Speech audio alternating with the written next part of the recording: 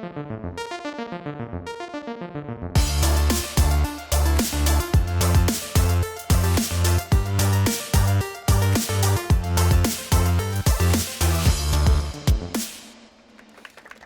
hello. Thank you all very much for coming. This is our inaugural Masters of Game Design speaker series, or speaker session. We are planning on doing these in the future, so please keep your eyes open. We have some forms that are outside if you are not NYFA students. If you could please go ahead and give us your contact info, because we would love to keep you posted when we do more of these. And like I said, we will be doing more of these. So it's really great to see all of you here, and I really appreciate it. I'm Scott Rogers. I am a faculty instructor here at the New York Film Academy in our game school.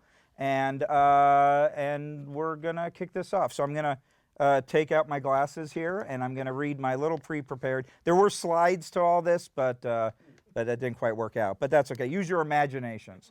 All right. So Raph Koster is a veteran game designer who has been professionally credited in almost every area of the game industry. He's been the lead designer and director of massive titles such as Ultima Online and Star Wars Galaxies, a venture-backed entrepreneur heading his own studio, and he's contributed design work, writing, art, soundtrack music, and programming to many more titles ranging from Facebook games to single-player games for handheld consoles. Koster is widely recognized as one of the world's top thinkers about game design, and as an in-demand speaker at conferences all over the world.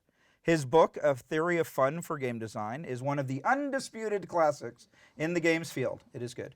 And was recently revised for its 10th anniversary edition, which you said is in color now, right? That's right. Awesome. In 2012, he was named an online game legend at the Game Developers Conference Online. That's pretty cool.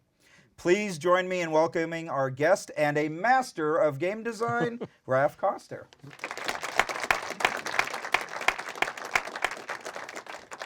All right. So we're going to actually start with a couple of softballs. Okay. So I hope you don't mind. So the first question is, do you have a favorite video game? Mule. Mule. What do you like about Mule? So none of you know Mule, right? I know Mule. 3 people? All right. What is Mule for those of you that are not acquainted? Mule, designed by Danny Bunton-Berry, one of the first 4-player co-op and competition games. Danny was a pioneer of multiplayer games, including the first modem games ever. Mule is a game where you are colonizing a planet, and it's basically an economic strategy game in a goofy sci-fi kind of a setting. 4-player simultaneous play on the 8-bit computers. So the Commodore 64, the Atari 8-bit.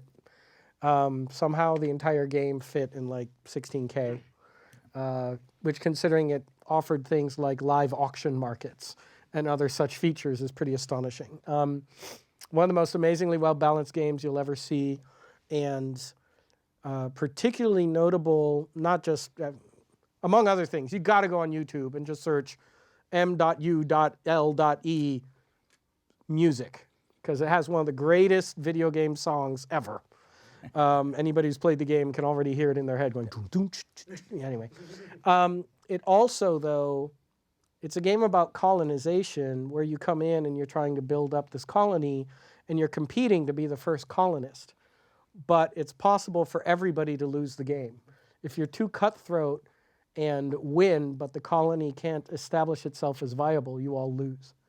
So the fact that that kind of subtlety was there in a game from 1983 is just really a testament to how forward-thinking Danny was.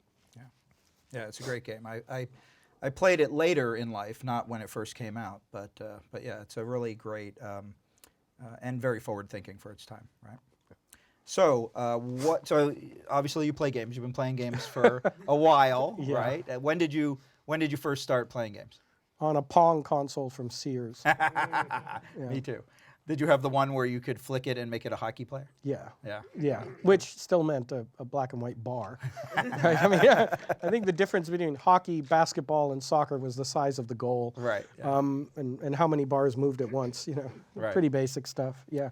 So when did you realize, from between playing Pong and Mule and your start of your career, which was at? Depends how you count it. My first game credit was actually a freelance design that I submitted to a shareware company. Oh, okay. Like a Ziploc game? It was Marafware, if you remember those giant CDs of Mahjong games or Yes. whatever. Yeah, Yeah, it was one of those. Nice. Nice. Yeah. So all right. So between Pong and your that. shareware, when did you realize gaming was something you could do to make money at or have a living at? Oh, when they sent me a check for that game. That was my first clue. No, I'd played, obviously, Pong. I'd played the Atari 2600. And I begged I begged everybody for an 8-bit computer. Right. I was hoping for an Apple II or a Commodore 64. They got me the Atari. I ended up falling in love with that thing. And some friends of mine and we actually founded a company. We put a copyright symbol next to the name of the company on the splash screens. That makes it official. That made it official, right? We didn't know the difference between, TM and C. So we put a C and we thought that counted. So we called ourselves Protocom for prototype computing. And we actually started making games, trying to port them across Commodore and Atari, and selling them to classmates in Ziploc baggies. Nice. And sold one copy. So That's a start. that counts. I was Yeah. 14. And what year around was this? So we have an idea. 1985. Okay. All right. Yeah. Cool. And so from that experience, did you go to higher education with the idea of making games? Hell no. Because you have your degrees, it says, in English and Spanish. So Right. what did you think you were going to do instead? I thought I was going to be a writer or end up teaching. Okay. And you have. Yeah, I have. But that's pretty much what everybody, all the relatives, everybody always said, oh, you'll grow up to be a writer or a teacher. That was just what everybody said. Did So you I come just from kind a- of assumed it. Did you come from a family of teachers? Or? Sort of. I have an uncle who's a professor, and he's retired now, but he was a professor in New York. And both my dad and my mom have doctorates of education. All right. Well, Neither of which they didn't go into teaching, Right. but they went into public service type stuff instead. okay. But yeah, it was just sort of, and that was the first generation of my family to really, go to college and all the rest. So yeah, there was this expectation, I guess. But, making games, back then it was something that you made a game and you sent in the listing to, Compute and hope they'd print it or whatever. Right. Compute was a magazine. this thing made out of paper. Yeah. They'd print the code and you'd type it in, and then you'd hit run, and then you'd look for your typos. Yeah. Yeah. And that's how you got shareware games. Yeah. And That's literally how it worked. or in my case, you hit run, you look for typos, you could never find them, and Yeah. because there was nowhere to get help, you gave up on programming and ended up doing art or something else Oh. instead. So it was a little different for me. So much of the industry was so hobbyish back Yeah, then. right. I remember Panzer Jagged, which was, I think, like some digital version of like an Avalon Hill style or Yeah. SSI style turn-based war A game. little chip game or something. Yeah, that thing didn't run out of the box, and a huge amount of it was written in BASIC. Oh, So I actually had to fix the code to be able to play the game. So that was good. That was fun. that proved your mettle. Yeah, I guess. Cool. Yeah, the game, I didn't enjoy the game at all, but But you at least you made something. but at least I got it to work. Right, I'm not sure if it worked right, but at least it worked. Cool. A lot of the games back then, you could just hit the break key. Now you know why that key's on your keyboard. You could hit break, they'd stop executing, and you could read the code and modify it. So I learned a lot by doing that back then. First game I ever hacked was Colossal Cave, the original text adventure, because I couldn't figure out all of the puzzles, but I'd been told about these cool rooms that were further ahead, so I hacked the data files so I could see what was in the final room of the game, Oh, okay. which turned out to be a god room Yeah. where all the dynamic objects in the game were hidden in there, and they just popped them out when they needed them, Yeah. right, in the code. Yeah, so learning tricks like that from early on. Very cool. But yeah, I went on to go, English and Spanish literature, and then even the next degree, which was a Master of Fine Arts in Poetry. Ah, excellent. Have you published your poetry? Yes, actually, I am a published poet, but but I don't do it very much anymore. Why not? Oh, bunch of reasons. I still write it occasionally for fun. A lot of it has gone into songwriting, actually. Okay. Music is my main hobby, so lyric writing and it overlap enough that I think that's where that went. No, it's a natural progression. But yeah, no, I put out a book of poetry just a couple of years ago, actually. What's the title? Sunday Poems. Yep. But yeah, just kind of drifted away from it. Yeah. I actually did take a lot of learnings from it into game design. Yeah. Yeah. Like what? Like what's a good example of that? A lot of poetry is about overloading, right? Like trying to get maximum value out of every word, sometimes every syllable, right?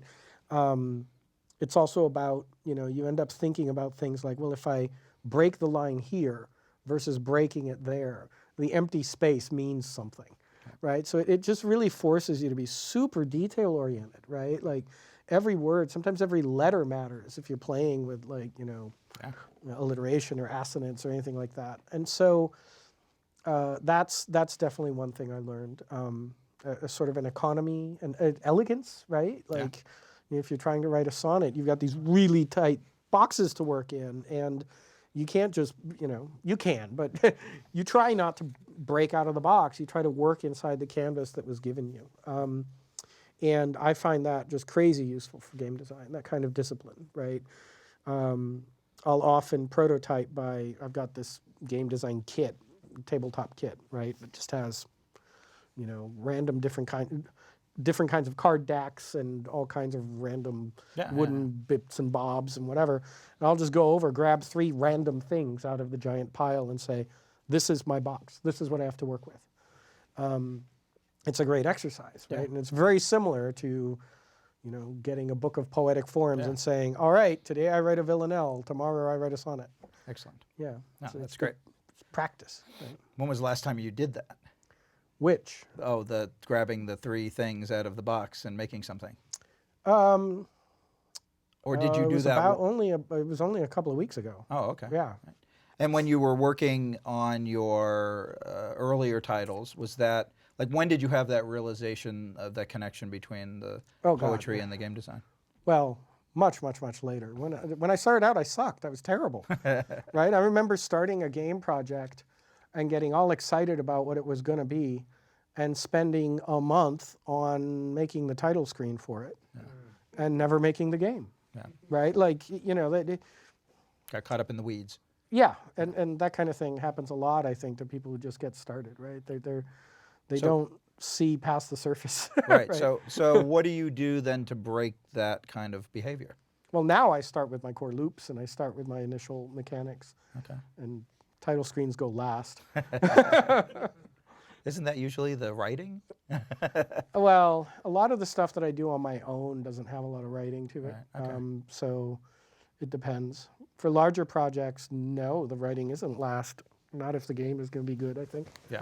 You want it to inform the level design and your enemy design and everything else. Yeah, So absolutely. ideally that stuff happens holistically. I'm big on holistic, really, really big on it. It helps to have, the writing background. I also studied studio art and draftsmanship. I was like a course shy of a major or minor in it, I forget. And I also studied music theory and composition and was like a course shy of a major or minor in that. And to me, that just, it's incredibly helpful to be able to think of the game as kind of the sum of all the parts, Right. all at the same time, but also be super aware that the art and the music and the writing are not the core mechanic at all, right? Because I think It's so easy to get seduced by that stuff and not pay attention to the gameplay. Yeah, absolutely. So you graduate, and and then what? How do you connect that to gaming? So while I was in college, I mean, I'd continued playing. I was running D&D campaigns and all that kind of thing. So you were still playing. I was still playing and even making. Oh, Like okay. all through grade school and middle school, I made board games. I would actually port. I lived overseas. I grew up overseas, and that's actually super important part of my background. I grew up in South America, and in the Caribbean, and what arcade machines there were there in the early '80s were regularly blown up by the Shining Path terrorist group because they were gringo tools of the devil or something, gringo imperialism. So they blow them up because they weren't communist enough, right? And I know, like original Berserk, original Asteroids, big loss there. Star Castle, they blew up my favorite arcade, man. Star Castle, yeah. So I was porting arcade games that I played in the summers when I went to visit my dad in the States. And I would port them to board games so that my classmates could experience Q*bert. Because I tried to explain it to them, and they're like, "It's what? Wait, there's a fuzzy ball with a weird trumpet nose That swears. and squares that change color." So I'd make a board game, and then they'd play, turn-based strategy Q*bert, which actually works surprisingly well. Yeah. That was in hindsight, that was a lot of my self-training in game design, because porting some of those, I mean... Yeah, it's a great challenge. Yeah, port real-time arcade games to turn-based and vice versa was a trick. And then while I was in college, it was one of the first, this is going to sound so weird to all of you, it was one of the first networked campuses where there was actually, it was before Ethernet, but we had a local area network jack in every room in every dorm. Wow. And that was a really big deal at the time. It was Apple Talk because it was one of the first Macintosh campuses. And that meant that this is 1989, 1992 range.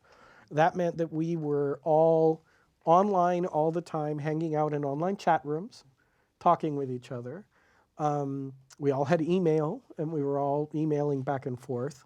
We were all sending, it was Max, so everything was black and white pictures. We were all sending black and white pictures back and forth. So I actually ran sort of a play-by-email campaign on that campus that one of the computing people in the computing center or whatever wrote it up as a paper for some conference, whatever. Look, kids are playing games on the Apple Talk network. Right? So that was kind of neat. When I met my wife there, and we actually got married the week before I graduated, and then went off to graduate school. And this newfangled thing was happening, which was that there were a whole bunch of networks, NSFNet, BitNet, ARPANET, that were out there, and this crazy new idea had come up of hooking them together, almost forming an inter-network. And so I got to get on the internet when there were no pictures. So I was on the internet by 92. Wow. Which was pretty early. That's crazy early.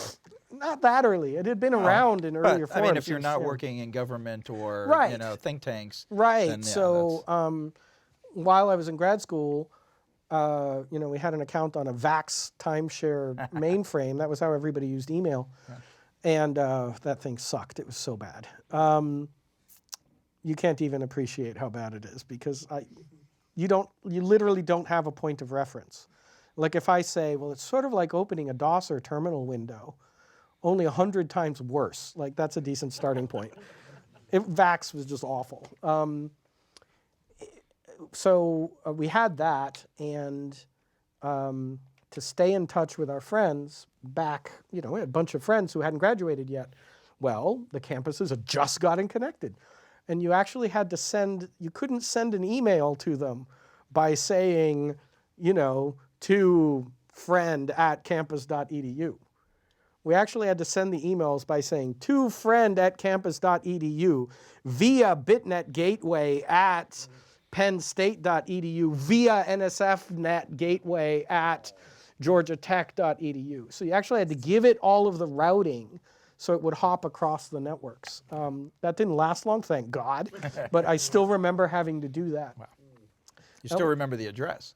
No, but you also had to, like, if you wanted to know what is out there on the internet, there were no search engines. Sure. Yeah. Right. Instead, there were a few directories. There was this thing called Gopher, which was like, a really, really bad Yahoo with almost nothing on it.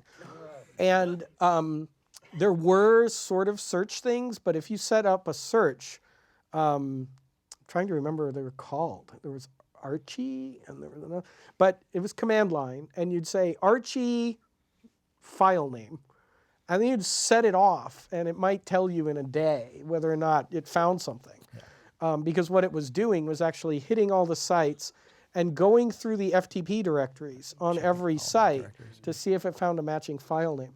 So what you'd do is you'd Archie for a text file that was like interesting.txt so that you could read it, download it, and read it, and it would be a list of other sites that might be interesting. Like, that's how it worked, right?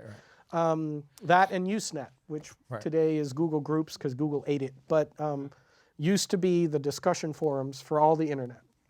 It was Usenet. Today, it's all, like espionage and porn, but it's still there. Usenet is still there running.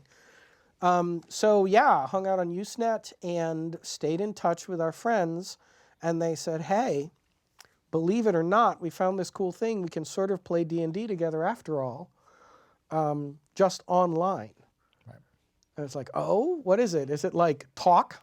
Talk was a thing where you went into the terminal and typed talk and one of those giant addresses. And if the person on the other end had a Unix account, no guarantee, but if they did, the screen would split in two. And you typed in the bottom half, and they typed in the top half. And you actually saw each letter appear as it went. So you could, it was instant messenger of its day. And at first I thought they meant that, but it turned out what they meant was MUDs. Yeah. Which... So was that what led to World of Carnage, or? Yeah. Yeah, so World of Carnage was one of the first MUDs that I started playing. Okay. MUDs are text-based World of Warcraft, for those who don't know. They got invented... Multi-user dungeons. Multi-user dungeons, that's right. They got invented in 1978. That's how long we've had virtual worlds, people. Since 1978. MUDs are text-based World of Warcraft, for those who don't know. They got invented... Multi-user dungeons. Multi-user dungeons, that's right. They got invented in 1978. That's how long we've had virtual worlds, people. Since 1978. All those guys. Richard Bartle and Roy Trubshaw. So speaking of Bartle, what is your Bartle personality? Do you know? Primarily explorer. Yeah. Okay. Yeah. All right. Yeah. I met Richard for the first time on the MUD that we ended up building, and we invited him in to the MUD to do this. Like literally, we ran a lecture series inside our MUD. Wow. And that's how I met Richard, and that would have probably been in 1993 or 4. And did you end up meeting him physically, or? Oh yeah, now we're friends. Oh, okay. Yeah, but I met him online first. All right, that's cool. So so I started playing the MUDs, and within about a month of playing MUDs, I was building MUDs instead. Right. Both my wife and I were both building MUDs. Right. So you said that the building MUDs was what led you to Ultima, right? It's what led to everything else. So the friend of ours from college that we were playing MUDs with got involved with a guy who worked and who was a student at UT Austin. And he was some kind of genius programmer prodigy kid. Like, he was programming the Texas Super Collider as a high school intern when he was 15, something like that. So he's the guy from Real Genius, right? Yeah, pretty much, yeah. But what he really wanted to do was make games. So he was getting ready to drop out of UT Austin because he knew more than all the professors about computer science. And so he went, we had been working on Worlds of Carnage together for quite a while. Sorry, we'd played World of Carnage together. Right. And then we went off and made Legend Mud together, Right. which was sort of a historically based mud, one of the first classless online games, one of the first crafting systems in online games, bunch of other things. And he decided, his name is Rick Delishment, he went out to try to land a gaming industry job. And he ended up applying to a shareware company that made crappy Mahjong collections. And they had a very interesting interview process. They said, well, everybody show up here on Saturday at 1 p.m. So everybody showed up on Saturday. And the guy who ran the company basically said, all right, so we do collections basically of simple games and board games and whatnot. So it's okay if we have duplicates. Our last collection had 7 versions of chess on it. It's fine. So everybody go off and make a digital version of a board game. And I'll hire the one who comes back with the best one. Right. So what'd you make? I didn't. This was my friend. Oh, this is your friend that This did is my it. friend. Okay. But my friend said, hey, so that board game of yours that we were playing last time you came out to visit us during the road trip during spring break, I'd like to port that. Send me the rules. Ah, okay. So he did, and he got the job, and then the guy who ran the company was really pissed because it meant he had to pay me.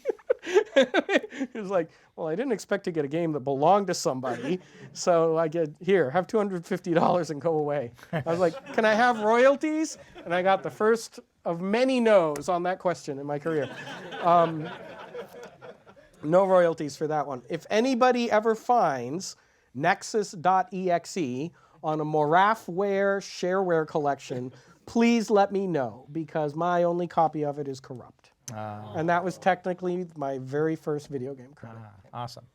That's great. So you have that credit. Yep. So you're like, great, I'm going to go make video games, right? No. Origin Systems, which today if I say EA and Origin, you think of EA's crappy storefront software. But it used to be that Origin meant the premier role-playing and simulation studio in the world. The Ultima series, the Wing Commander series, yes, the one from the movie with Freddie Prinze Jr. The Jane's Simulation series, which were the absolute top-notch flight simulators of its day. Origin was one of the very first independent video game studios. It also got started, I think it was 1981, something like that, with games in Ziploc baggies, and went on to make it's hard to even, you can't even say like a BioWare, because there's too many great studios around now. Right. Yeah. You know, back then it was literally the cream of the crop. You worked at Origin or you worked at Bullfrog, or there were only a handful of studios like that. It was like saying, oh, you got into Valve. It was like that, right? They needed contract programmers for one of their games that today, it wasn't very good. It was kind of forgotten now. And so they were looking at local game development shops. So they knocked on the door at Morathware saying, do you have spare programmer bandwidth just to do work for hire? And they ended up talking with my friend Rick. And Rick and the guy he talked with was a guy named Star Long. They ended up chatting and ended up realizing, well, what we really want to make is online worlds. So Rick quit Morathware and got hired at Origin, and the two of them set out to try building an Ultima that was online. And then Star said, hey, so we need designers who understand this stuff. Right. Where do we get one? And fortunately, you had been making MUDs and dealing with online stuff. Yes, which meant that Lifetime Achievement Award winner, Game Hall of Fame, Lord British himself, Richard Garriott, logged onto my text MUD and said, "Hail, for I am Lord British. What nature of realm is this?" And got laughed the hell off the chat channel. I mean, nobody believed him. He came and checked that over. I wasn't even there. I missed it. Oh. A regret. That's a career regret. I wish I'd been there to see that. But. So when you were making the MMOs, were there any skills or knowledge that you knew you kind of felt like you needed, but you didn't have at the time? And how did you go about like acquiring that knowledge? Lots. It actually started on the MUDs, right? Because, like I wasn't a very good game designer even when I was, even then. Didn't really understand balance. I didn't, lots of things that I don't think I was very good at. But on the MUDs, I very quickly had to start dealing with community management and with, events and things like that. Like MUDs pioneered a lot of those things. Sure. Legend MUD was actually one of the very first online games of any sort, like paid or not, to actually say, this is our staff, these people do nothing but community. These people create content. These people are sysadmins and these people are cops. Right. Like we actually had that written up and there were rules and policy. And we were one of the first games to do that I was going to say ever. ever. Right? And that was in 93. Right. 93, 94. It was a huge creative ferment, and everybody right then was figuring out that, there was no Matrix yet, right? Like, people were figuring out, right? Like this really popular book had just come out called Snow Crash, and we all realized, oh crap, we're building Snow Crash. We are building draft one of the metaverse, and it meant that we were all scrambling to learn things like, well, wait a minute, so how do we manage the idea that we have admins who are godlike in their power? It was the norm on a text MUD that anybody who was an admin in the game could not only like be invisible and watch you from anywhere, they could even like steal your eyes. Like there was a command called Snoop. They could literally get the equivalent of your camera view and see everything you saw, your private messages, your inventory. We had total surveillance capability, right? And early on, there were like no rules against doing it. It's like some MUDs, it was considered a perk. Oh, you're an admin. Yeah.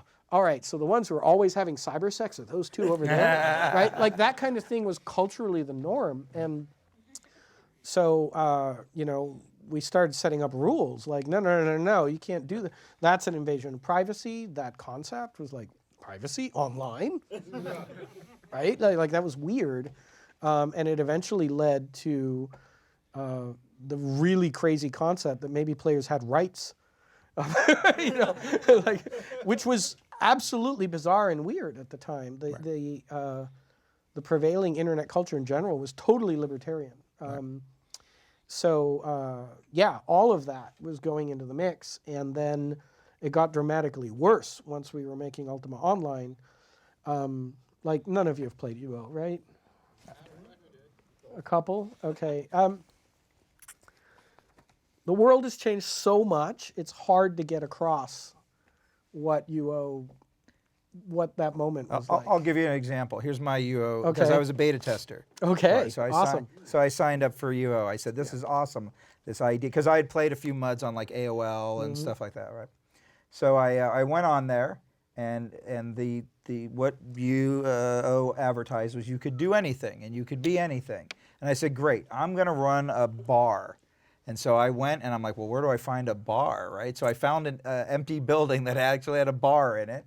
And I sat there, and I'm like, all right, but how do I get supplies, and how do I get beer? And I had to go out into the forest and try to harvest things to try and figure, and there were no recipes. It was like, how many of you ever played like the early version of Minecraft where there were no rules or anything like that? It was like that, right?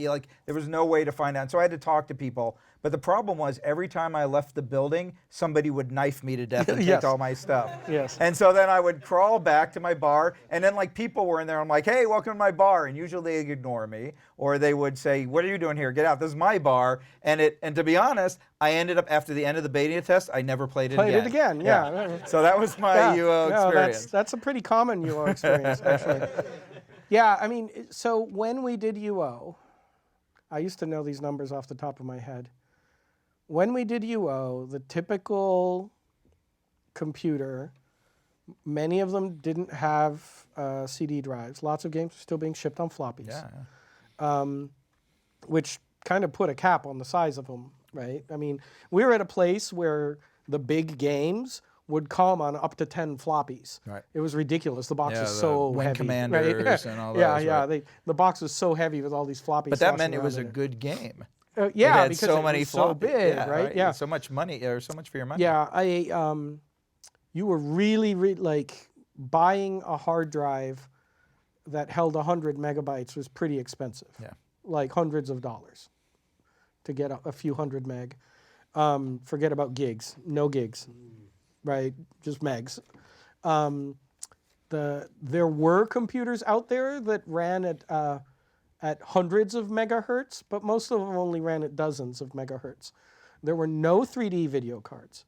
Your video card, you were happy if it had like 2 megabytes of video RAM, and you were happy if your computer had 8 megabytes of RAM. And to connect to the internet, you used dial-up, and the typical user you had a 14.4 modem. The rich users had 28.8 modems, which had just come out. Right. Like they were brand new. It was like, oh, right? So, I mean, to give you context, like you have 27,000 times the bandwidth throughput, right, than you did on that modem. Your phone is dramatically more powerful than an Ultima Online server was, right? Like by a lot. And the game we shipped was 4 kilometers by 4 kilometers with 1 meter resolution tiles, running cellular automata artificial intelligence systems where everything in the game was described with abstract properties. So like the trees were made of wood, basically just like Minecraft, right? Just like Minecraft. We couldn't let you change the world because it took up too much space on disk, so we couldn't let you change the basics of the map. We also couldn't ship it all to you, so we had full streaming for all dynamic objects in the game, and invented cluster computing in order to support 2,500 people inside of that one world, and then invented the term shard and sharding to run duplicate copies of these servers. It was a game where you could, in fact, run a bar because you could brew beer. Yep. You could find bunny rabbits, kill them, skin them, make meat pies out of that, or take the rabbit furs, turn them into a coat, put them on your NPC shopkeeper in your house, set the prices, and have people come and buy stuff while you weren't there. Yeah. And it launched in 1997.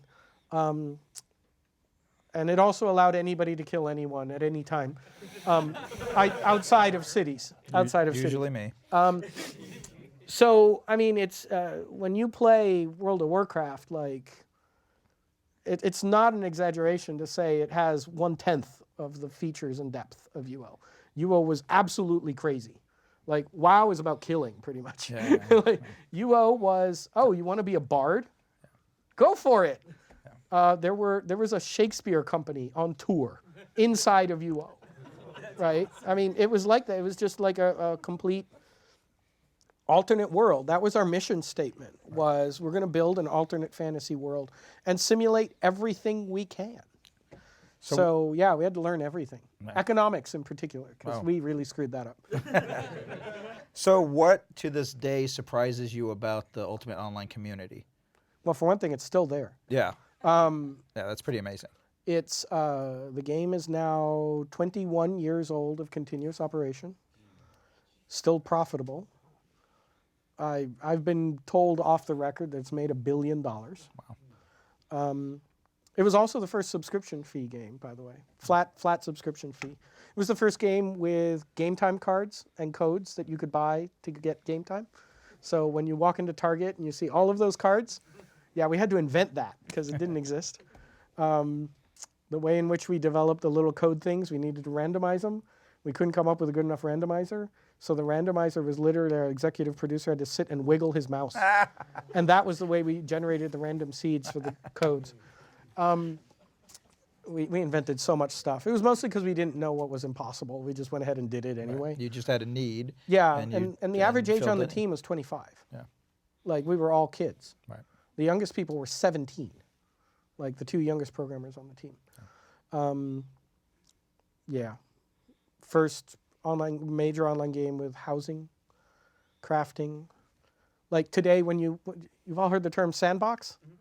Yeah, that's probably like my personal fault, right? Like literally me, not claiming to have invented it, but sandbox, the terms like PvP versus PK versus PvE, those are terms that I brought from MUDs, and I was trying to explain to the single-player gamers who were playing this, and I was trying to explain to them, no, PvP is when it's consensual, PK is when you gank somebody, right?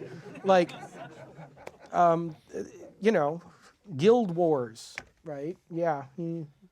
Like when you when you have a guild system, you go into a game and it lets you create a guild and give it a name and an abbreviation. Yeah, I wrote that, right? Like, you know, so yeah, we were inventing everything, right? Stealing all kinds of things. Like there had been guilds, right? Don't get me wrong. But it sort of set the template for all kinds of things. And we just had to go learn so much because like within a few months of launching, we realized we were governing a game with the population of the city of San Antonio. And we're like, we don't understand political science. Like, that's not a thing. We didn't take those. That's the class that those jerks took. You know, what do we do now? Well, that was the class all the frat guys took, you know. What do we do? So yeah, it's so much that we had to learn. And I think what still shocks me to this day was, you know, it's still around. The Syndicate is celebrating its 21st anniversary as a continuous guild. Yeah. And, you know, they're called LLTS because I gave them 4 letters in the abbreviation. Right? So, yeah, just the player community and the impact it's had is just mind-blowing to me. Yeah. That's great. It's a great accomplishment. So why did you leave? Oh, well, so when I started on UO, I was making $25,000 a year. All right. When I left UO, I think I was making 43. And I think they gave us a one-time $3,000 bonus. I had, after working on UO for a few years, there was a UO2, but they wouldn't put me on it. So I made the first UO expansion. And then after that, I was in this cycle of pitching new MMOs. And we were working on one that was Privateer Online. Oh. And yeah, that was a game where guilds were going to be companies, and there was an in-game stock market for you to invest in the success of other guilds. Wow. Yeah, so you would have been playing that in 1999, but they killed it. I was gonna say, has anybody done No, that yet? no, Ah. no. Oh. Yeah, that game also used a skill system based on commercial certifications because all of the guns and everything had governors on them. Okay. So it's like, oh no, you haven't paid your subscription fee for that blaster this month. And that way, the intent there was people, if you had somebody who wanted to buy their way to the top, that was actually encouraged behavior. Right. It was a commercially cutthroat game. It was like, go ahead, buy your way to the top. If somebody hands you 10 million space credits, we'll see if you can keep it because you'll be paying rent on all your gear, right? It was a very commercially cutthroat. You know, it was Privateer. It was all about piracy and whatnot. Now, was that a system meant only for the gameplay, or was that something that would have some sort of economic advantage for the developer? Somebody recently anonymously sent me the design documents for Privateer Online. Okay. And it brought back memories of being told, you really should think of ways for us to make money outside of subscriptions. And so in there were, I found the paragraphs where I ended up writing, so maybe we could have asynchronous secure trade systems and Origin can take a cut of the real world eBay price. That was in the design document. We not only didn't mind eBaying at Origin. I used the exchange rate from gold to US dollars as my dashboard for how well the economy was doing and whether or not there were any dupe bugs. So that's one of the places that free-to-play came from, was people eBaying stuff. UO was the first place where somebody sold a castle for $1,000. eBay was a brand new site, right? Like eBay launched the same year UO did, pretty much. So all of this happened at the same time. That's a good price for a castle, by the way. Yeah. It was like $1,000. There were people who, couldn't afford it now, but back then people talked about putting their way through college by playing UO. Yeah. For a few years, it was a viable option. Yeah. Until a couple of professionals got into the game and outsourced it first to Mexico and then to China, and that became Chinese gold farming. And then, right around then, a bunch of people figured out, wait a minute, why don't we disintermediate the farmers? Why don't we just sell stuff ourselves? And that was how free-to-play began. So yeah, it's partly our fault. Because the eBay market started out not with castles, but with what were called rares. There were a whole bunch of bugs on the map where we'd messed up and marked something as streaming when it should have been baked onto the CD. And those things could then be picked up. And because the whole game was a simulation, that meant people could find a patch of water that was supposed to be like baked into the map that you could fish in and pick it up and put it in their backpack and then fish out of it, because it was simulated. And ask me about the horses sometime. So those items became what were called rares, and that was what the big eBay market was in. And that became later the kind of let's sell collectibles, right? That's kind of where that happened. Horses was because when you double-clicked on a horse was a critter with needs. It needed to eat grass. It had a home. It was scared of carnivores, all of that. But when you clicked on it, we needed to make it completely subservient to you, and the animation load for that was really hard. We couldn't afford more player animations, so what we did instead was we made pants that looked like horses. And we took the horses and we hid them inside the player because the player was a container. But we forgot to put the horses to sleep when they were inside the container. So they would roam around inside your body looking for grass to eat, and eventually would wander out of the coordinate space inside you and crash the server. So, yeah. Anyway. So they canceled Privateer, and we all quit. Okay. So your next game was the Star Wars Galaxies? Yeah, we all quit and put ourselves on the market as a team. Right. And this was mostly the Privateer team. And which makes sense because you're already working on a space. Well, we didn't even know. Oh, okay. All right. So Sony had signed a deal for Star Wars, and that was public knowledge. Right. But it was also public knowledge that they'd started working on it, and it was going. So when we put ourselves on the market, we actually ended up working out of one of the team members had a largish house where he had a couple of roommates. I guess he was like in his family or something. Mm-hmm. So there was a largish house. So we all just worked out of his house. He's the president of Blizzard now, by the way. Yeah, JL and Brack. We all worked there, and we started working on pitches for like a pirate MMO and whatever. And then Sony said, actually, we want you to do an eval of how our Star Wars title is going. Mm. So they flew me and my boss, Rich Vogel, out, and we did an eval and said, we're not sure how you're doing this. And they said, yeah, that's right. That's secretly why we, I'm like, oh.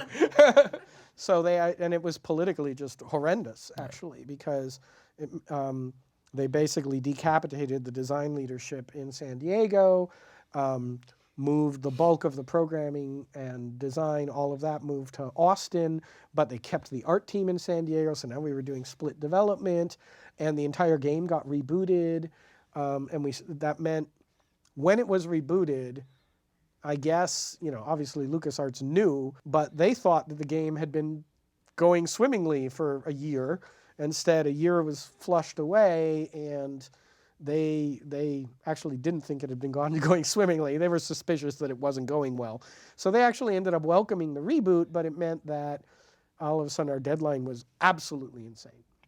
Right. So UO was built in 2 years and 3 months. And Star Wars Galaxies was built in 2 years and 9 months. Oof.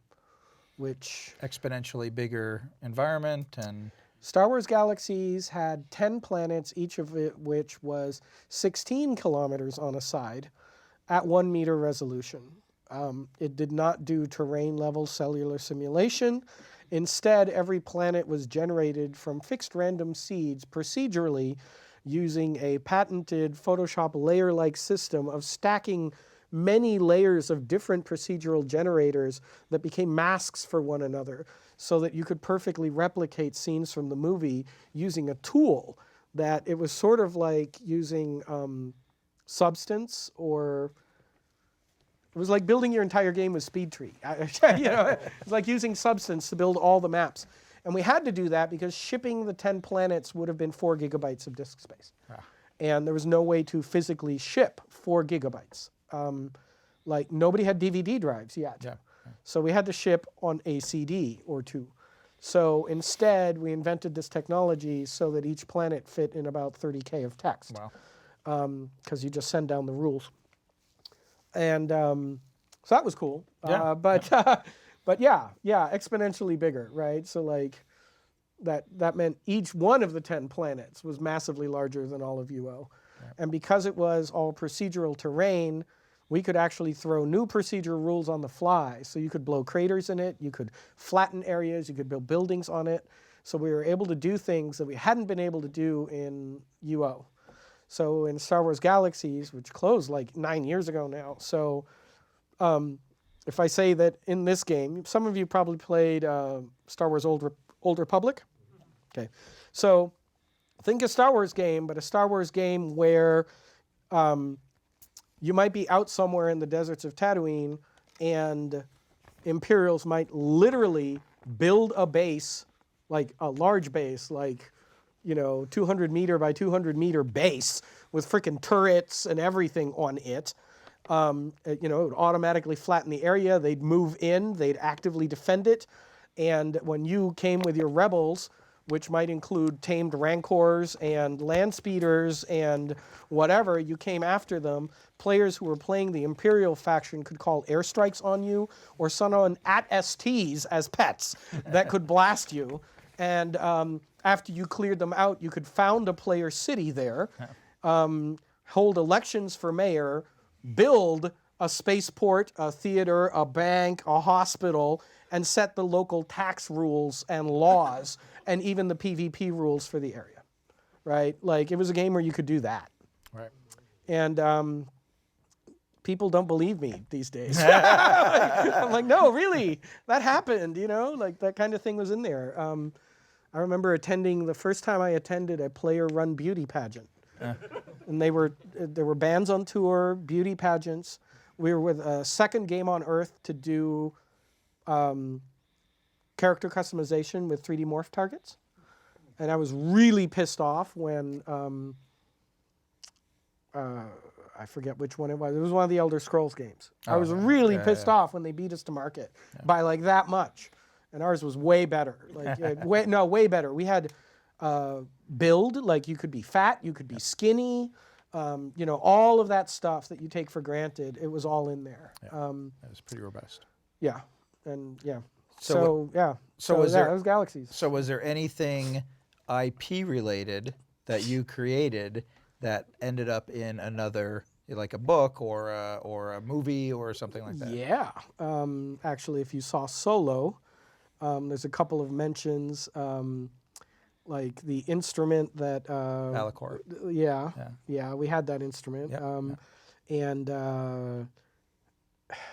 was it... Solo mentions either a gun or a vehicle? I think it's a vehicle.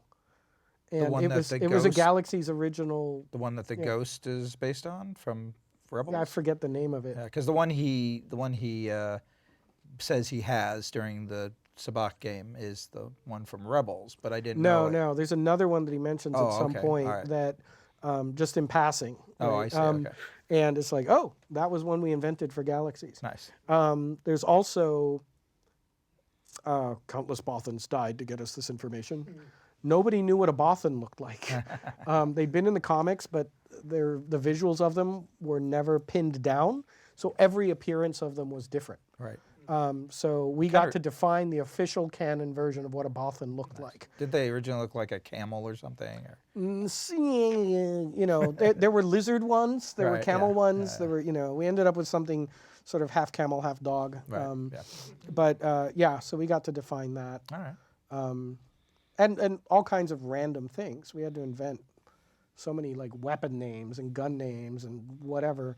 Bunches of that stuff then, you know, Lucas was very organized about that stuff. They'd slurp it all into the EU reference materials. Right. So it'd start showing up in encyclopedias later as material. The role-playing games and things like that. Yeah. Yeah. Cool. Very cool. Yep.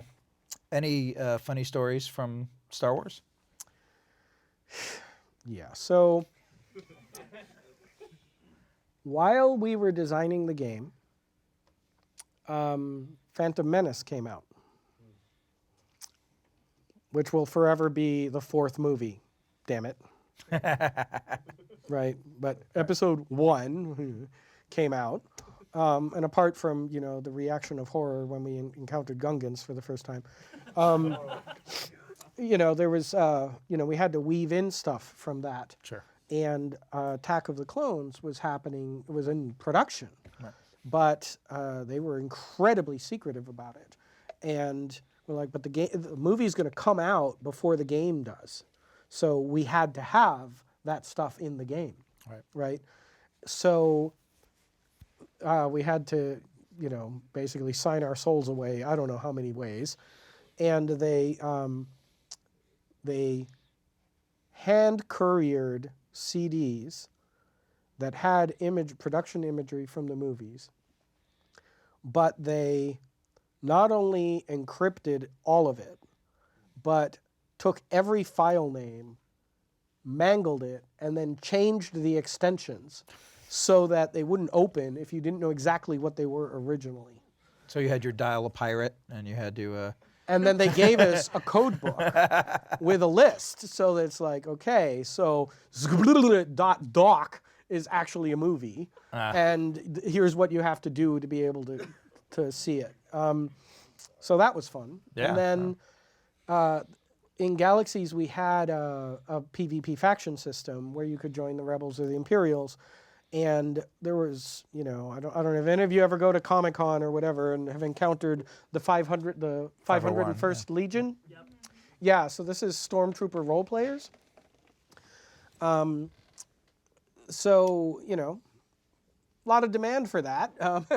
They wanted to be able to dress as Stormtroopers and stuff.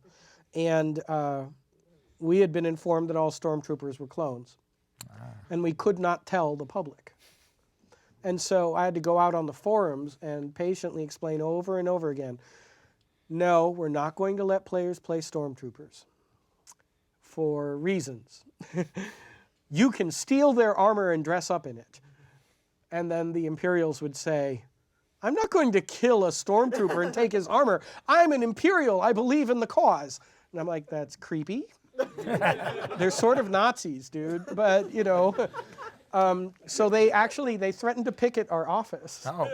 They threatened to march on us. Yeah. In uniform. So you got your laser turrets ready. I wish they'd done it. Can you imagine the publicity if Stormtroopers started picketing us? Yeah. That would have been amazing. We'd be on the national news. Oh, well. We're Ewoks and we need them. Yeah. All right. So there were players who wanted to be Ewoks. We said no. Why? I want to be an Ewok Jedi. Yeah. Because in our time period, Return of the Jedi had not yet happened. Therefore, nobody knew about Ewoks unless they snuck onto Endor, which you could do in the game. Endor was one of the planets. It takes a hardcore Star Wars fan to know this, but there's a ton of resource material about Endor involving weird fuzzy giants and a group of orphan kids who were lost there and all this other stuff that was like written up in books for 7-year-olds. All of that was in the game because we put it all in there. But yeah, Endor was a secret planet, and if you went there, you could actually see the very beginnings of them building the Death Star. Oh, nice. Up Could in you the fight the sky. Gorax? Yes. Oh, awesome. Yes. That's great. 10 internet points to you. Oh. I know the Gorax. I can go nerdier, but I'll save it for later. I used to be able to instantly tell you the difference between a Famba and a Bantha, but Right, it's yeah. Fambas were orange and lizard-like. Yes. And Banthas. larger. Yes, they are larger. And they drag stuff. Yes. All right. So you went from Galaxies to EverQuest 2? Sort of. Or you So went to- Galaxies was almost done, Right. and Sony offered me a huge promotion. Okay. They said, hey, so our previous chief creative officer for the company is gone. So you're the only creative director in the company we think could step up to that role. So I went from being a team level creative director running a big game, but, to chief creative officer, having an executive title, executive salary, which was pretty nice.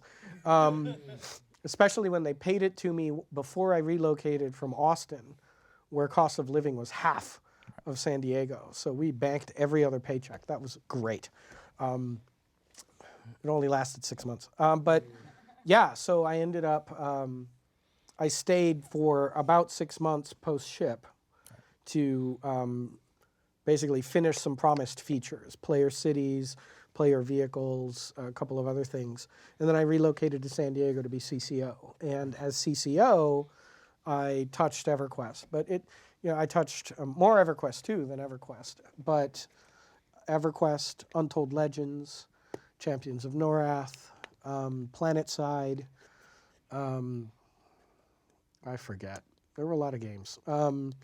Touched a bunch of them, killed a bunch of games. That was part of my job. Sure. I was the person that when a game production was troubled, they'd send me in to, the mandate was, all right, you have a month, save it or tell us to kill it. Right. And almost always the answer was kill it, which was pretty hard after working with the team for a month to save it. And then we wouldn't be able to make it happen. Right. One of the ones I did save was a game called Free Realms. That went on to be pretty successful. How many different teams did you end up working with when you were? Over a dozen. Yeah. So I worked with a lot. I also ran R&D technology department where we did things like the first social graph analysis of MMO user bases, where we could actually graph them the way that you now can. When you can use one of those Facebook plugins that will show you a map of all your friends and who knows who? Yeah, we did that for MMOs in order to be able to predict who was likely to quit, who were key social hubs, that kind of thing. So we did that. Made some really cool advanced simulation technology with real-time water flowing and snow accumulation. You know that stuff that just went into Red Dead 2, where the snow piles up and you walk through it? It's gorgeous. Yeah, I had that frickin' work in 2004, streamable. Yeah, I still wish we'd done that. We talked about putting it in EverQuest 2, but they'd gone and built all their maps as static meshes in Maya, and we couldn't reverse engineer it in. What else did I do? I did an awful lot of the PR work because the CEO didn't like doing it. So that meant I learned marketing. I learned, all of this stuff that turned out to be incredibly valuable, right? If there's one thing that I would suggest, the number one thing I suggest designers go learn is programming. The number two is marketing. Go learn marketing. It's not because the marketing team is right. They're often not. They're like if they play your game. But it is super important that you understand what they do and how it relates to what you're trying to make, right? Like, you're symbiotic with them. They are trying to sell whatever it is you make. And so if they can't figure out what you're making, they make shit up and sell that, right? And if you can actually communicate with them, then and reduce those traditional dev versus marketing tensions, everybody wins. But it means you have to learn like this whole other language. about, targeting and psychographics and all of this other stuff. And it will only make you a better designer because designers design for people. Marketing is actually about finding people. That's literally what it's about. So yeah, super, super valuable. So you were there. You learned all this stuff about marketing. That's great. Marketing and tech and R&D and mobile. Right, yeah. Like I got to work on mobile games for the first time. Early mobile stuff. Early mobile, PlayStation Portable launch titles. Yeah. Console for the first time. Yeah. Got to work on console. So yeah, learned a ton. Right. Learned a ton. So you're learning a ton. You're getting paid well. Yep. You decide to say, forget it. I'm going to go start Metaverse in 2007. It was actually 06. Oh, 06. They okay. they had sent me into Free Realms multiple times to fix it. And I would fix it, meaning like I got them past their pitch stage, got them past they froze for a while. They couldn't get past walk and talk.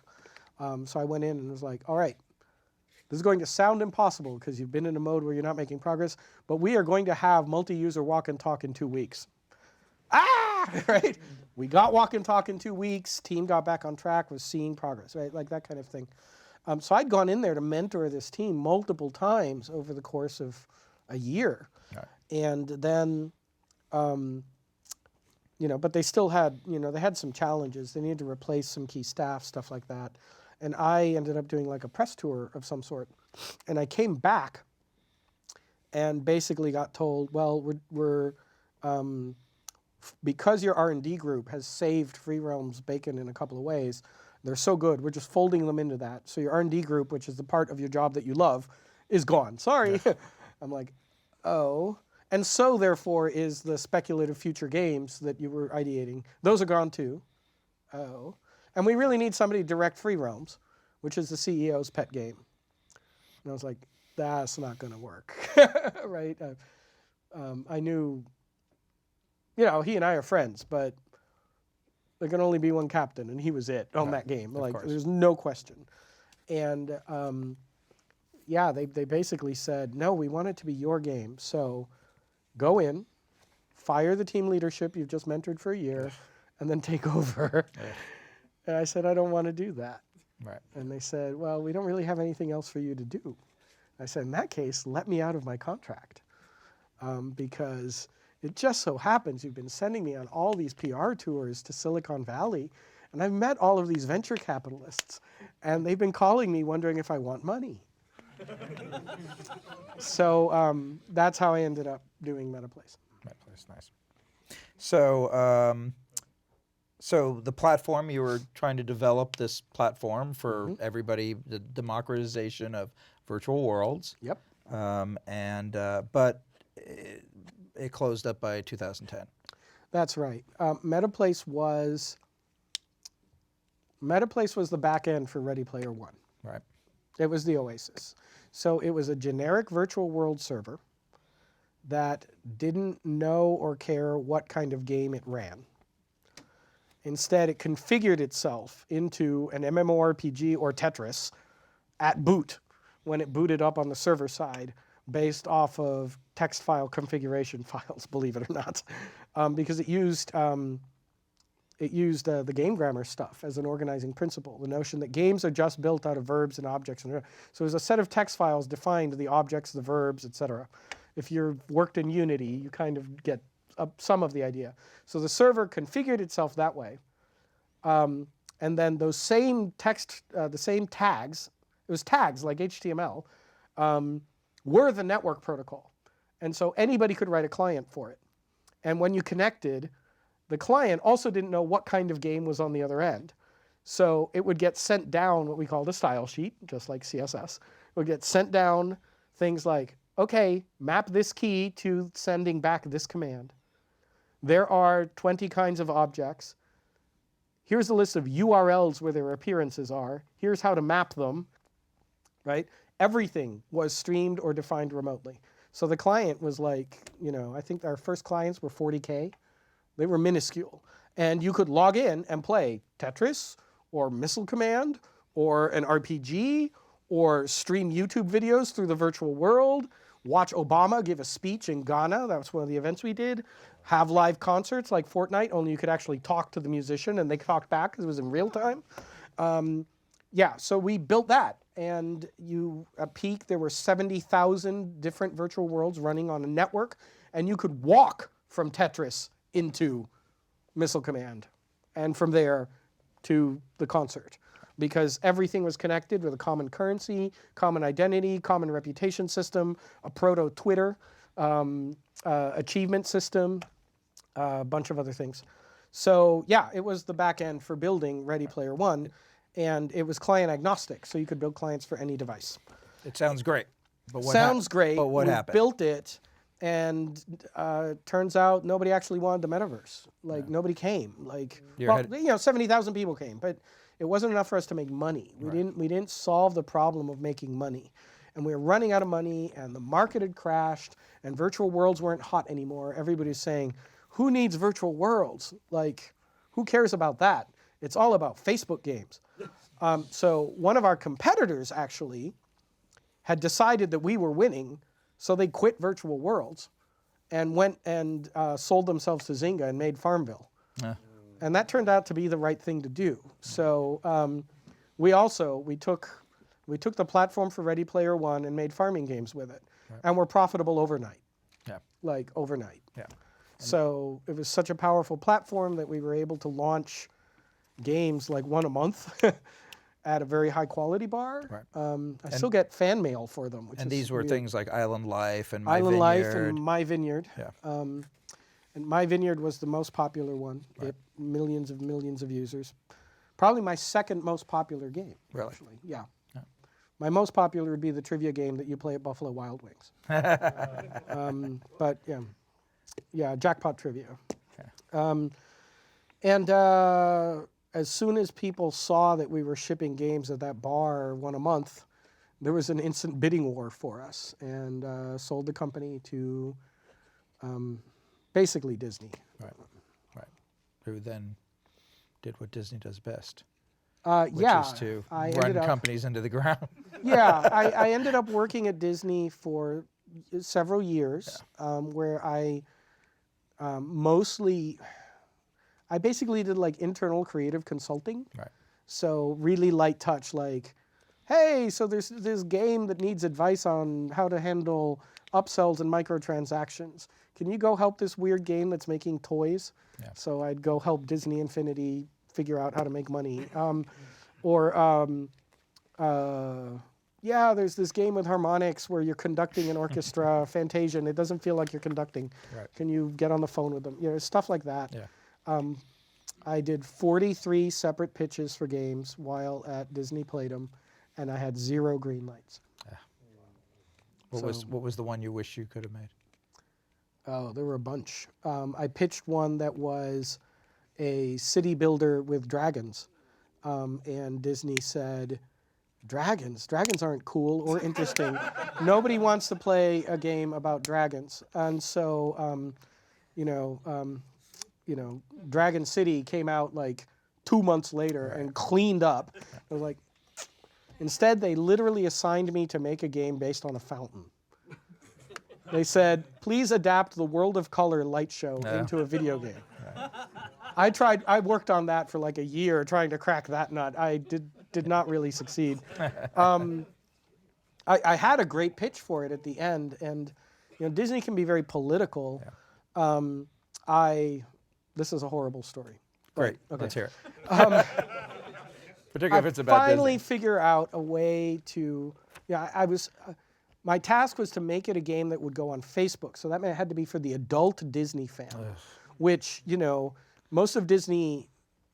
There's only pieces of Disney that even understand what that is. Like, what is that? The adult Disney fan. Yeah. It actually is an incredibly important part of the Disney ecosystem in terms of customers, right? Sure. They buy the cruises. They're the ones who buy the stuff for their kids and get them hooked at an early age, all of that. But none of their game content was made for adults, ever, ever. And so they didn't really know how to do it.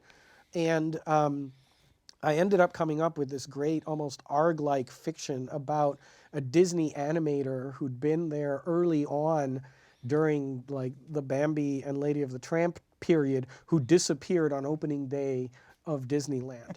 And it had all of this stuff, and I would pitch it. Yeah.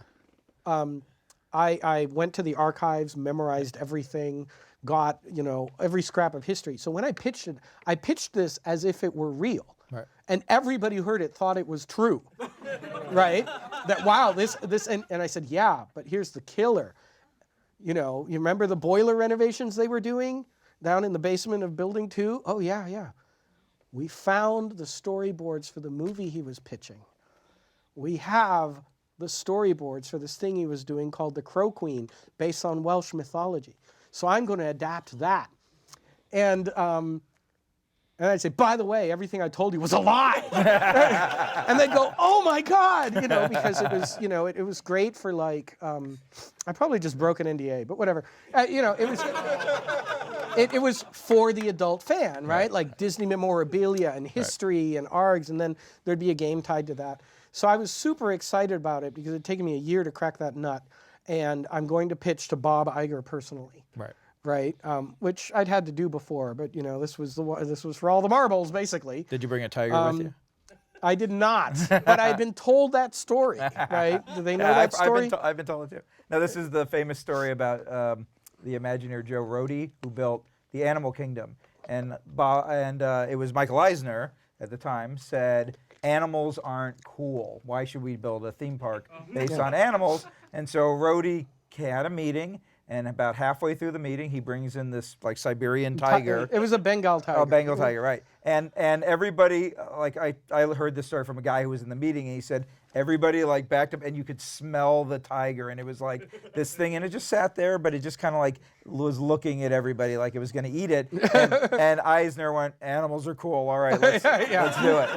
So for those of you who've seen the Disney lot over there, if you've ever seen like the Disney Legends Plaza, and there's a building in front of it that has the seven dwarves holding up the top, the meeting room is the window above those seven dwarves, and it's only about a quarter of the size of this room. It's tiny, yeah. It's really not large, and so walking a tiger in there, and the thing is, he had pitched that for like 3-4 consecutive years. Yeah. And every year he went to Eisner, and Eisner said no. It was year 3 or 4, he walked in with the tiger and got a yes. So I'd been warned it would be really hard to get something like this greenlit, but I had cheated. I had gone behind everybody's back, gotten Disney Strategy Group to sign off, gotten D23, the convention. The convention to go, oh, we'll do a rollout of the concept art from the movie, all of this kind of thing. We'll play it up. So I had actually gotten like the whole corporation on board secretly, right? Because that's what you had to do. You had to have that kind of political backing. So that day, Iger flew out to the studio and had a full day of meetings. And I was scheduled last, and the meetings ran over, and I got bumped because I was last. And the next morning, I get a call saying, so yeah, that thing you've been working on, we killed it. Oh my God. So I was like, all right, when are the next layoffs happening? Yeah. And, Soon. They assigned me to go work with various teams. I kept having to fly all over the place. Flying everywhere was getting exhausting. And at this point, I'd made some political enemies. So I knew that I wouldn't survive. Yeah. And Disney asked me to stay. They said, why don't you come run the virtual worlds? And I was like, because you're going to kill them all in the next 12 months. Yep.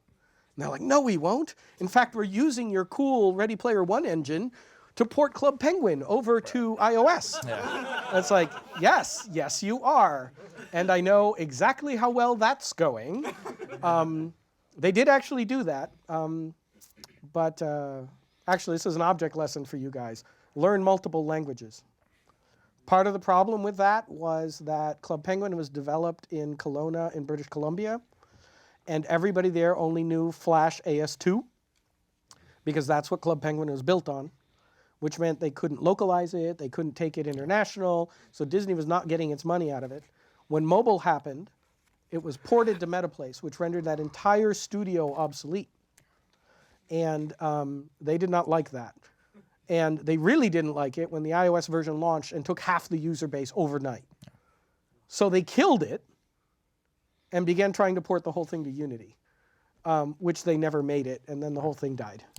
So learn multiple languages. Don't get stuck in one language. Your career will dead end. So yeah, I basically said, no, I'm leaving. So I did. That was 6 years ago now. All right. And you've been happy ever since, right? I ended up, I planned to go indie and make board games and mobile games and do cool artsy stuff. Right. Which was, I'd been making puzzle games and board games the whole time, but I couldn't ship them. Disney in particular, their contract was, we own anything you do that is intellectual property for any line of business the Disney Corporation is in. Yep. Which is everything. Which is like, so I can't even run an Airbnb. I mean, like, they're in every business line on earth. You can't. Right? You can't even make hand soap. Yeah. It was ridiculous. Yeah. So I couldn't do anything. And so I remember when I left, I told one of the execs up the chain, I'm going to go make like 50 games and put them all out. And I didn't. The mobile market got really ugly really fast. And instead, I started getting knocks on the door saying, hey, so we need to modernize our trivia game to put in every Buffalo Wild Wings. Could you come redesign that for us? Or, hey, we need somebody to work with us on figuring out how to get multiple people seeing the same AR world at once. And so I worked with Google for a couple of years doing that. So basically I ended up consulting for Google, Facebook, Wooga, Activision, I forget. A lot of people. A lot of people. Yeah. So also during that time, though, you were keeping busy with something else, and that was GDC. It's being involved with GDC every year and going and talking, and that's a lot of work. It is. Giving that. I was an advisor to GDC Austin for almost its entire lifetime. Yeah. I also was an advisor to several different ones of the summits. Right. So so that was reading every submission and offering critiques and curating that. Did that for a long time. So how many of you have been to a GDC yet? So a few of you. So for those that haven't, why should they attend? It is the single best networking opportunity on earth for game developers. And a lot of the smaller events are super, super valuable. The big difference with GDC is literally that everybody's there from all the disciplines. And once you've been in the industry for probably, I'd say 5 to 7 years, it starts feeling kind of repetitive because a lot of the same things come back and talks start feeling kind of introductory, but there's still nowhere else to go quite like that. And there's a community there of people who attend every year that it's not only incredibly valuable from like a business and job networking kind of perspective, but it's literally, that's where I see my friends every year, right? Every night is dinner, every day is actually lunch with a friend, dinner with friends, lunch with a friend, dinner with friends, every single night of the week. Sometimes 3 or 4 parties per night with different non-overlapping sets of friends from different parts of the industry, right?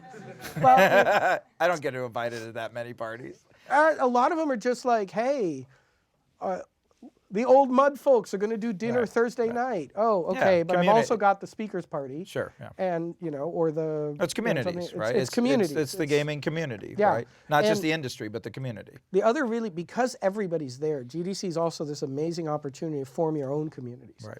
So there's, what's the informal one that happens on the lawn now? Oh, yeah. Right?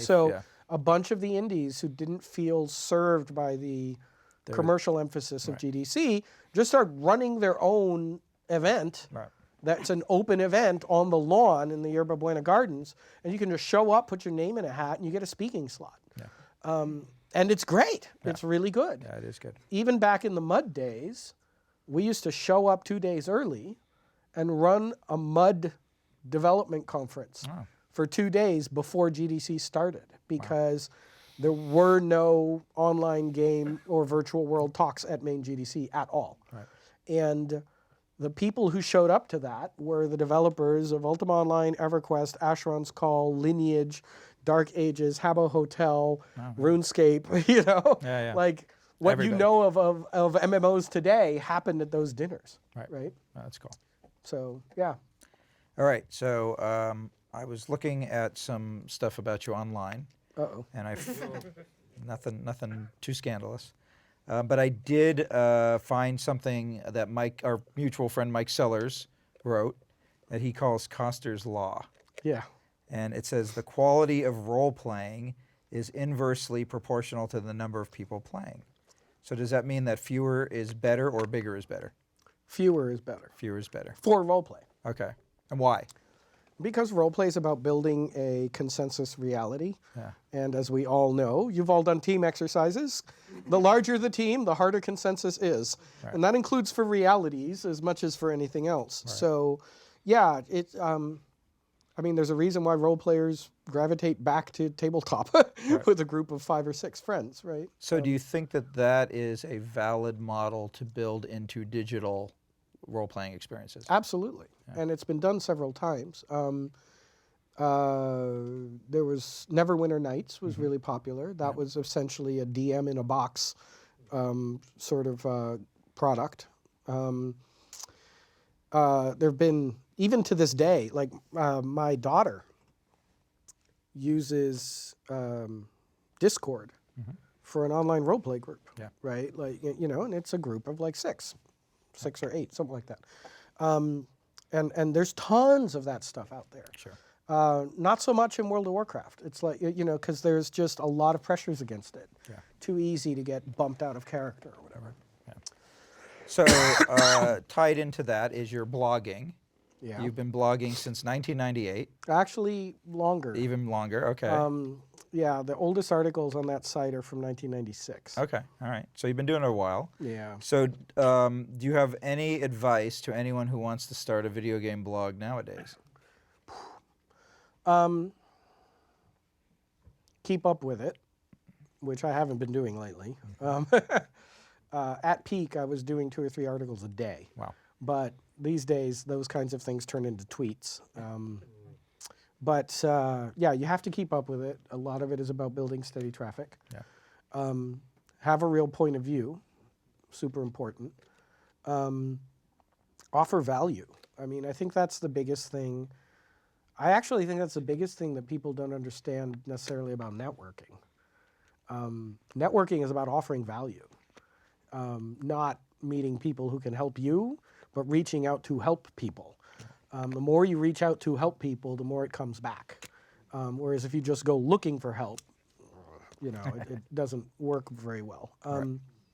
So yeah, the regular sharing, like for me, blogging, I often basically think out loud or work through things for myself by writing the blog article or writing a talk. Right. It's my chance to kind of do some research on something, to work through everything about a problem, because explaining it is the best way to learn it, right? I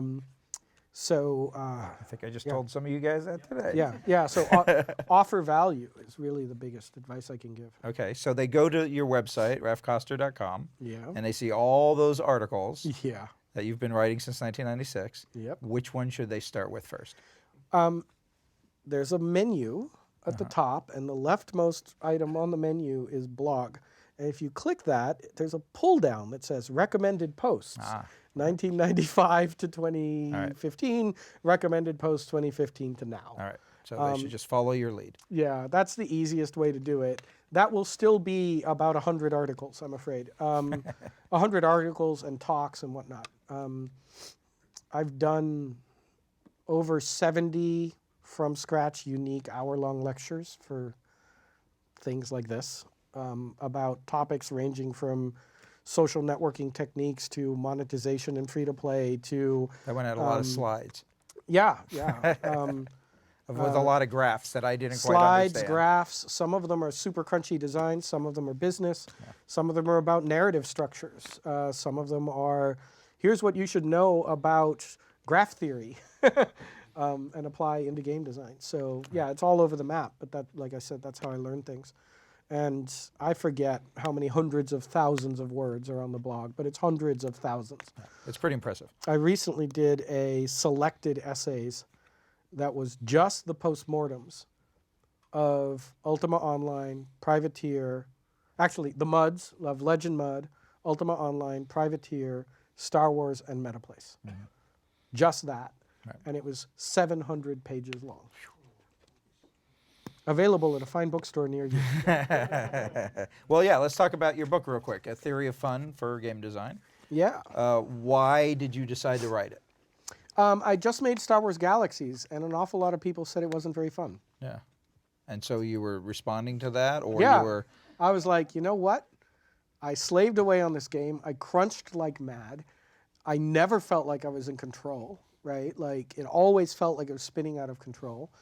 Things that you talk about with the team would just not come out the way you thought they would. We didn't have time to iterate on it at all because it was just done way too quickly. Shipped a year too early, right? I mean, it's just all of those things. And in particular, the combat sucked. Like, it's Star Wars, and the combat sucked. It was so bad, so bad. I was like, ah. And of course, it had been one of the like 4 pillars that was at the beginning of the very first document, was that the combat needs to be awesome. And it just wasn't. It was just not good. So I had just been named CCO, and I wasn't getting to work on my own games. And this was a time period when making your own game was really hard. Like, opening a window on screen meant learning Microsoft Foundation classes and all this other crap. Like, you couldn't just say, open window, draw pixel. Like, that had gone away. And you couldn't open up a game server that was already there and start hacking away in C, because there was no Unity or anything like that. Right. So I stumbled into this set of languages, Blitz Basic and Dark Basic and Early Game Maker and stuff like that, which is where like the lowest end indies were making games for portals like Miniclip or whatever, and or shareware, right? And in those, it turned out you could literally type graphics 640 by 480, 32-bit depth, draw oval, and I'm like, hallelujah, it's back, right? And so I'd done the book as a talk at the Austin Game Conference. It was a keynote at the very first one in 2003. And all through 2004, I got back into making small games for myself. And what I would do is I'd come home on Friday after a long day of work, and I'd design a game, and then I would code it on Saturday. And if I liked it, I'd implement all the sound and music on Sunday, and then I'd bring it into the office on Monday and hand it around, saying, hey, look, I made a new puzzle game or a new action game or whatever, and some of them were pretty good. And the upshot of that was it was a boot camp of going back to the basics. And that plus reading an awful lot about psychology and evolution, and put those things together, and it turned into a theory of fun. Right. Cool.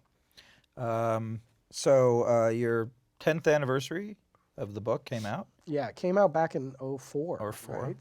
So time for a new one, or? I've been working on the sequel to that book for about 12 years. Oh, all right. So any day now. Yeah. I actually have an outline. Oh, great. That feels good. That's now. good. That's a good start. No, it took 12 years to crack the outline. Oh, okay. Because it's called A Grammar of Gameplay. Oh, okay. And you and I have talked about game grammar. But basically, game grammar, you know how now you guys probably all talk about loops and arcs and that kind of thing? Do some of you use that lingo?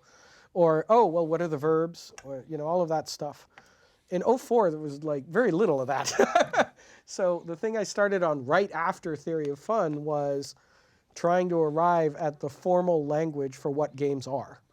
What are the underlying principles underneath games? And it turned out to be a much longer project than I anticipated.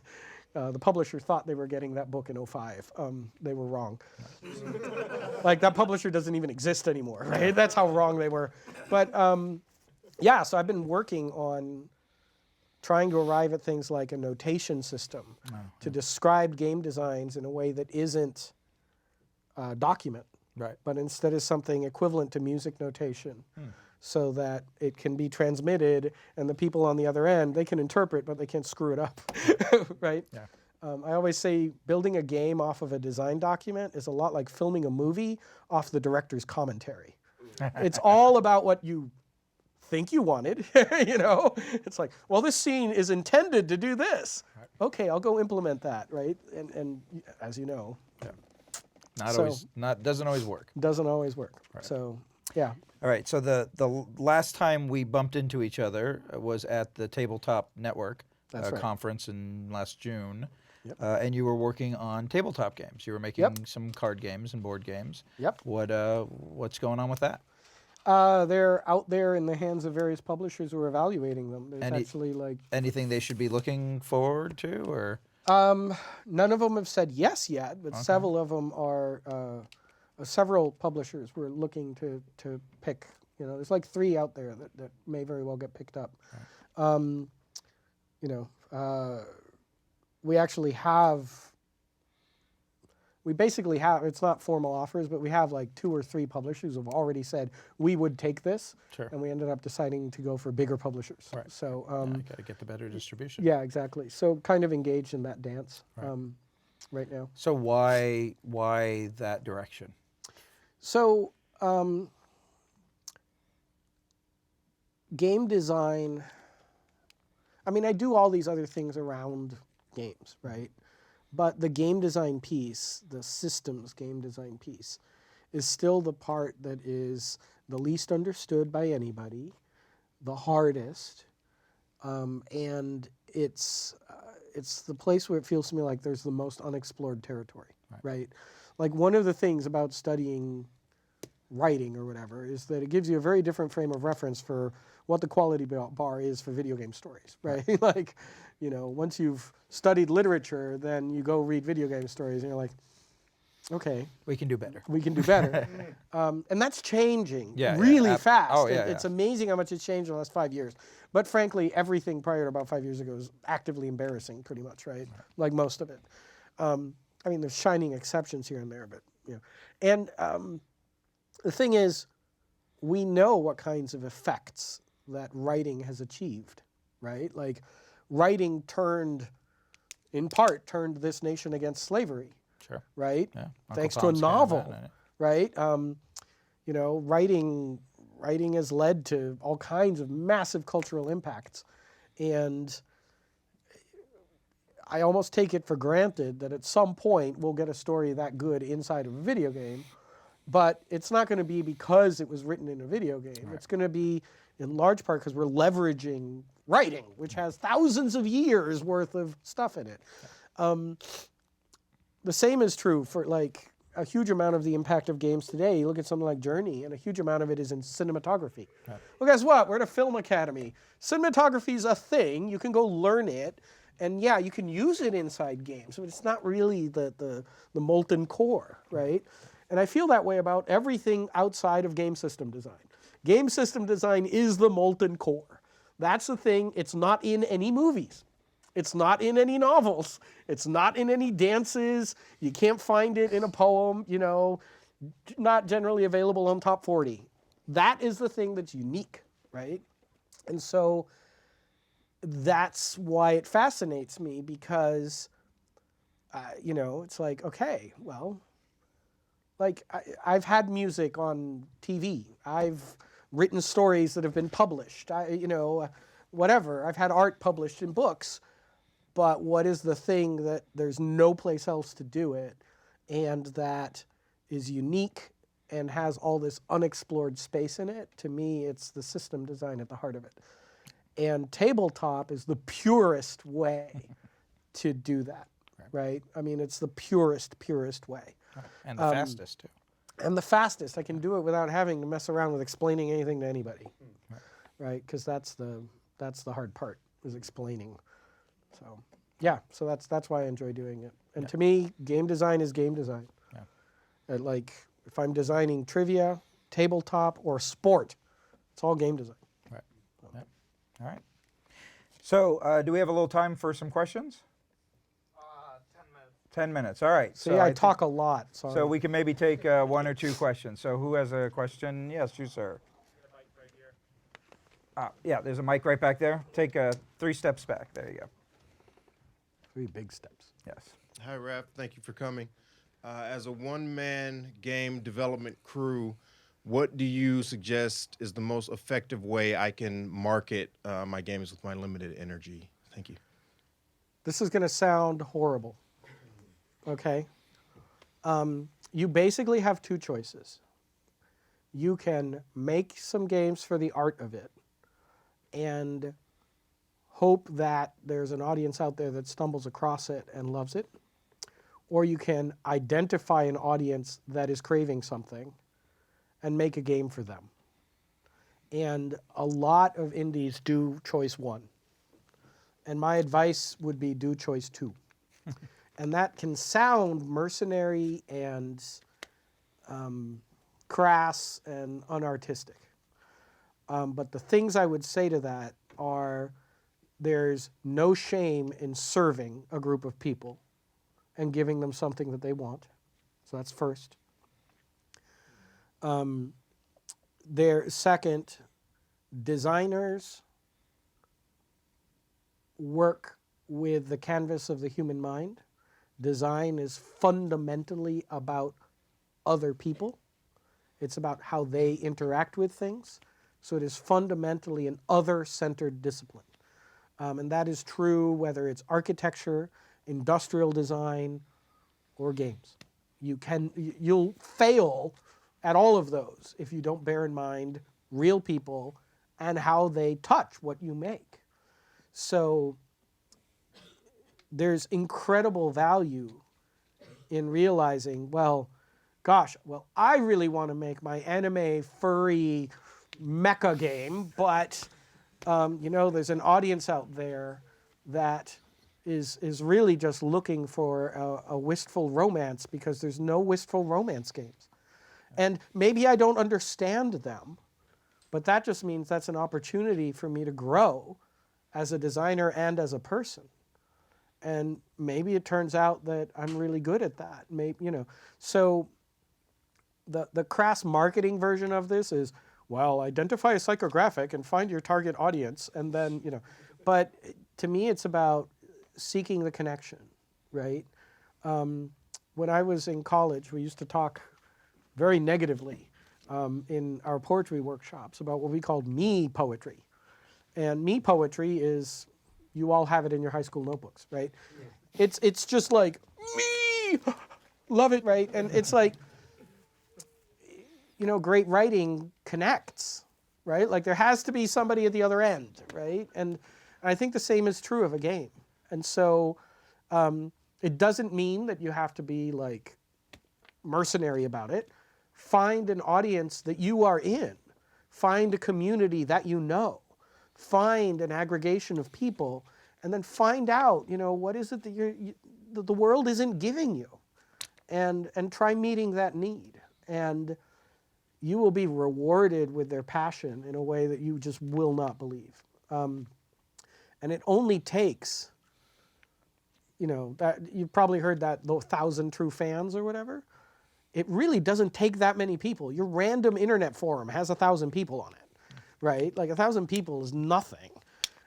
If you can find a few hundred people who are passionate about something you make, then in a few months it will probably be a few thousand people.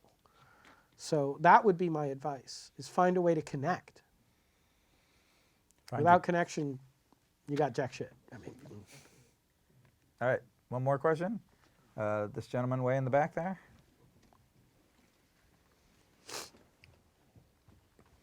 Hi. Hi. My question is, when networking, you mentioned that people often misunderstand that it's not about trying to get somebody else to help you. You're trying to help them and present value. So they're like, oh, I like this person. They're trying to help me. I'll help them. How have you seen people best try to help you? And you're like, oh, this is a cool person. I'll try to help them. And how have you done that yourself? Gosh, some of my best stories are about mentors who helped me out at a critical moment.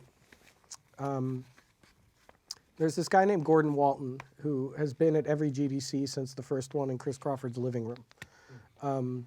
Until recently, he'd spoken at every GDC since Chris Crawford's living room, but he skipped last year finally. So he's been around the industry since, I think, 78, something like that. He started making games on monochrome monitors, right, when you had green and black, and that was it. He was brought in to Ultima Online from Kesmai in order to help run the service. And my entire industry career had consisted of working inside one building with one team, making this game, and I had no cognizance of any of the entire rest of the industry. And he's doing sort of the thing that a smart new manager does, which is he set up one-on-ones with every person on the team.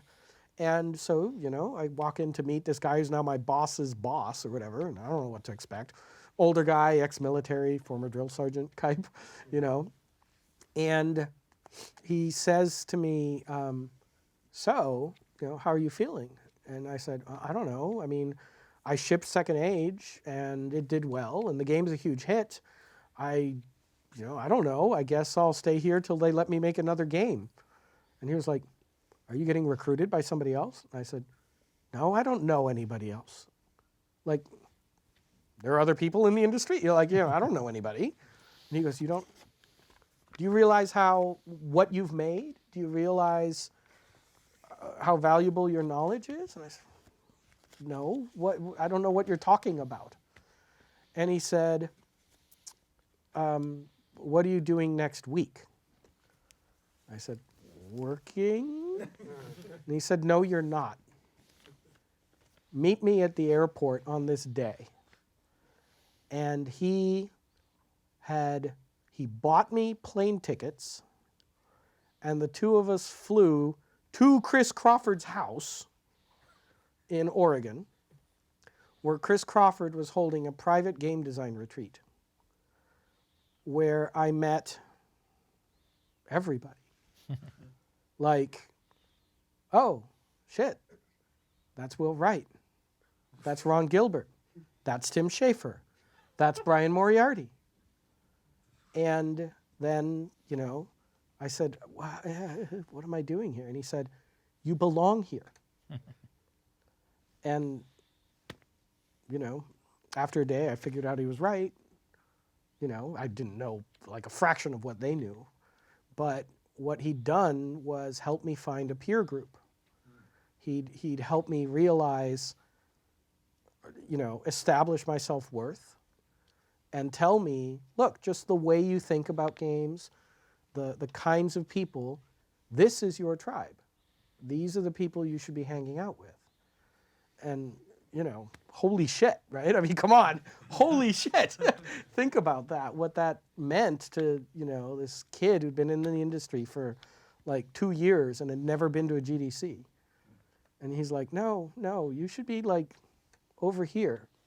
And not only have I never forgotten it, but now when I see the right kind of student, I'm like, hey, so, I'm going to be hanging out with, I don't know, Laurel and McWilliams, or I'm going to be hanging out with, Scott, or I'll be hanging out with, I don't know, Dan Cook. You should come. Come to dinner. We always meet at Buca di Beppo, and there's where we go talk about game formalism. And come, this is your peer group. You sit next to Jesse Schell. You'll learn a lot. So, you just always pay it forward. And it would absolutely not have worked if I'd gone, Will, I want to learn from you. Like that's not how it works, right? It's the tribe is out there, right? Whatever that tribe is, right? And there are lots of great designers, by the way, who are not in that group. Like, we just don't think the same way. Rob Pardo is a friend of mine. We do not at all think the same way about game design. We get into huge arguments, and it's just not, so we just don't do dinner. Not that dinner, anyway, right? I mean, it's just about, find the tribe that thinks about things the way you do and start contributing, and you will be, in fact, offering value.